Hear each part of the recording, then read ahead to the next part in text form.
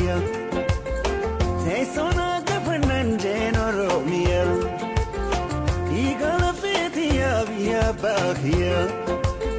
Me a bam and endelato. Young Kabak and a boat saved on the